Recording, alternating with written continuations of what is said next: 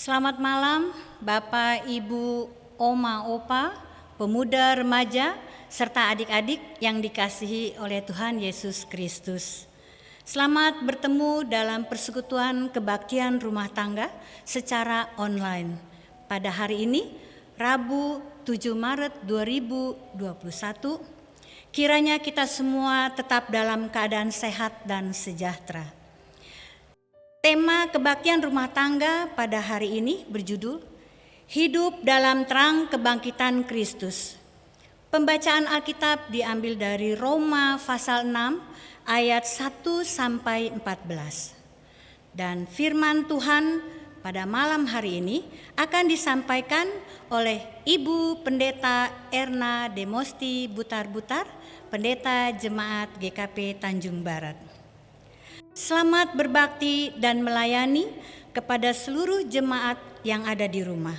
Tuhan Yesus memberkati kebaktian kita pada malam hari ini.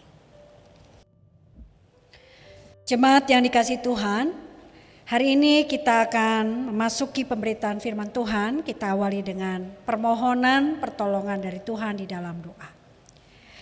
Ya Allah Bapa di surga, kami mengucap syukur kepadamu.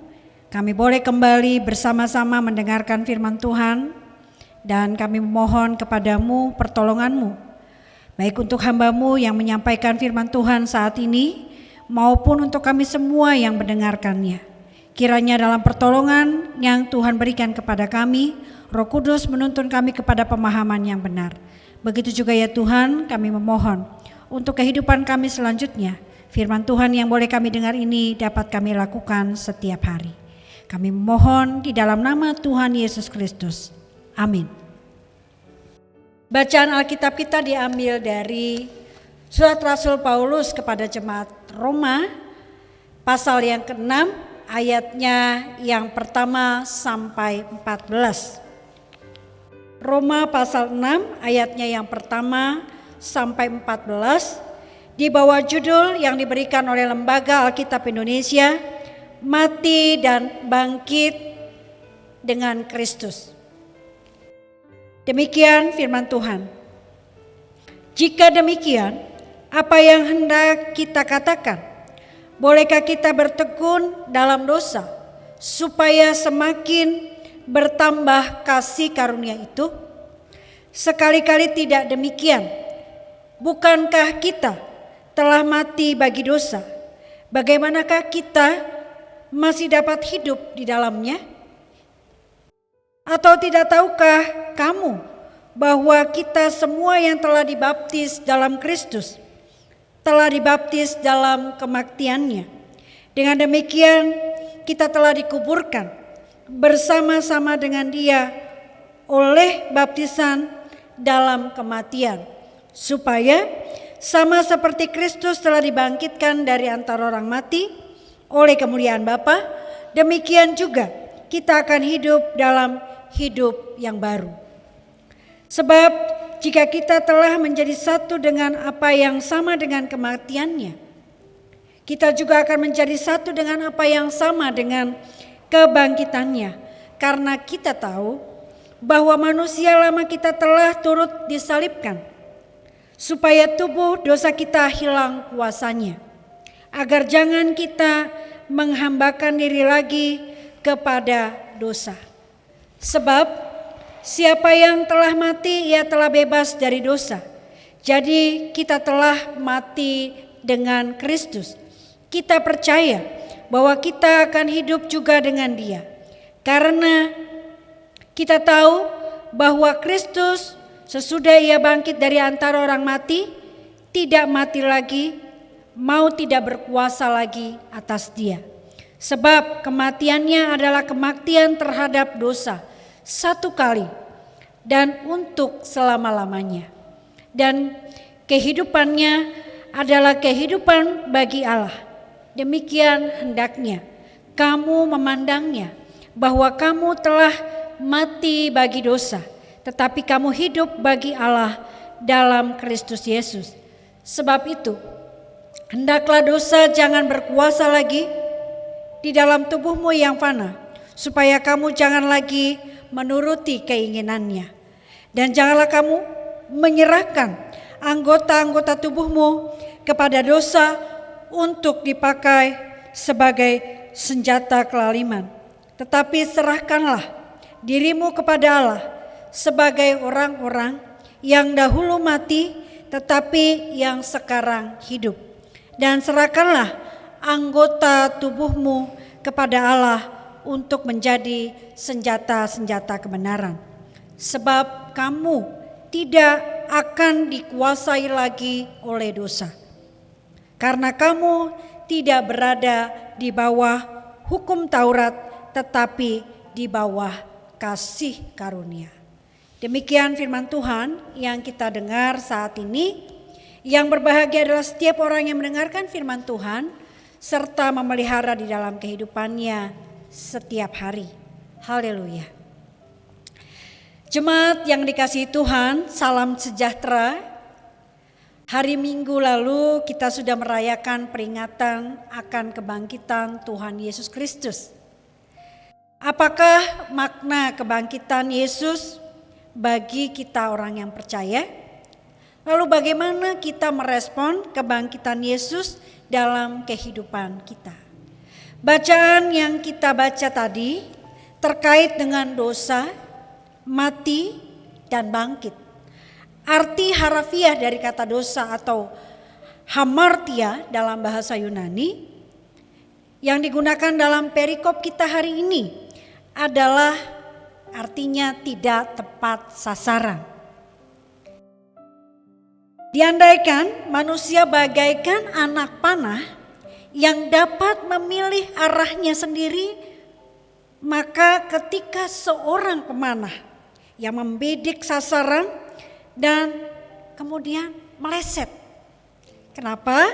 Karena akibat dari anak panah itu memilih arahnya sendiri. Sasaran yang hendak dituju tidak akan tercapai. Saat si pemanah membuat target dan kemudian membidik sasaran, namun anak panah memilih arahnya sendiri. Ilustrasi ini dipakai menggambarkan bagaimana ketika Allah menciptakan manusia yang segambar dan serupa dengan Allah. Namun ketika Adam dan Hawa menentukan jalannya sendiri, tidak sesuai dengan kehendak Allah. Hamartia, tidak tepat, meleset dari sasaran. Mereka jatuh dalam dosa. Dan sejak kejatuhan Adam dan Hawa dalam dosa mengakibatkan seluruh keturunan Adam dan Hawa ini menerima hukum kematian. Kita dapat membacanya di Kejadian 2 ayat 17 dan Roma pasal 5 ayat 12 sampai 21. Selama hidup di dunia ini, sejak saat itu para anak panah atau kita manusia telah jatuh ke dalam kuasa dosa yang membuat kita tidak lagi tepat sasarannya, meleset.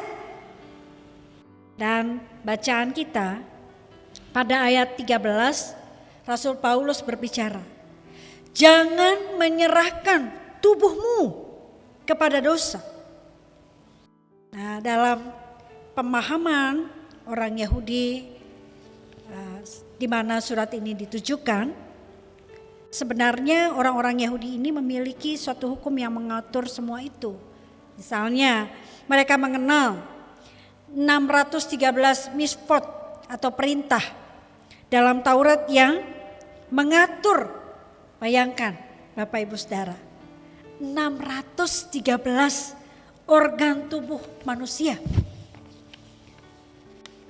Bagaimana supaya tubuh kita ini dapat menyenangkan hati Tuhan dan kembali kepada hidup yang kekal setelah kejatuhan dosa dimulai dari Adam. Kita tahu bahwa sejak tidak ada seorang manusia yang mampu melakukan 613 misfot itu dengan sempurna. Untuk 10 hukum Taurat yang kita ketahui Bapak Ibu Saudara, Seringkali saja kita mengalami kejatuhan, oleh karena itu sebenarnya kita tidak akan lepas dari kuasa dosa. Dosa memiliki daya kekuatannya untuk mendakwa setiap manusia menjalani hidup yang tidak tepat sasaran itu. Misalnya kita dapat membacanya di Roma 3 ayat 9 sampai 19.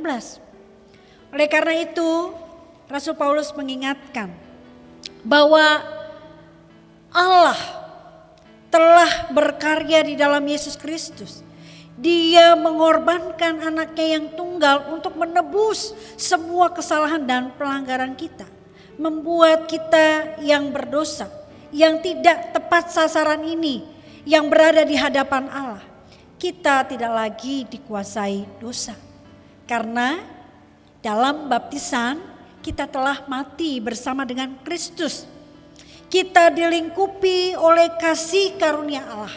Seperti yang disampaikan di ayat 14. Rasul Paulus dalam perikop ini menggunakan kalimat seperti ini.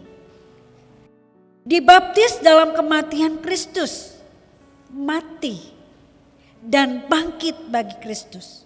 Artinya sebagai orang percaya kita tidak lagi hidup dalam dosa. Kita diajak untuk menjalani kehidupan yang baru. Hidup dalam hidup yang terang. Di mana dosa diibaratkan kegelapan, maka sekarang kita tidak lagi berada dalam kegelapan. Kita berada dalam terang Tuhan. Kita berada dalam terang Paskah. Maka jemaat mula-mula setiap hari Minggu merayakan Paskah untuk merayakan kebangkitan Kristus, merayakan kemenangan kita terhadap dosa. Marilah saudara-saudaraku, mari kita berjuang untuk hidup memadankan diri kita dengan kehendak Allah. Agar di dalam karya Kristus hidup kita dibaharui untuk melawan semua kecenderungan dosa kita. Jangan takut karena Tuhan telah bangkit. Tuhan ada bersama dengan kita. Sehingga walaupun kita merasa tidak mampu untuk tidak lagi melakukan dosa, tapi Tuhan menyertai kita, menolong kita untuk hidup di dalam terang kasih-Nya. Kiranya Tuhan menolong kita. Amin. Jemaat yang dikasihi Tuhan, puji syukur kebaktian rumah tangga kita pada malam hari ini telah selesai dalam pimpinan Tuhan.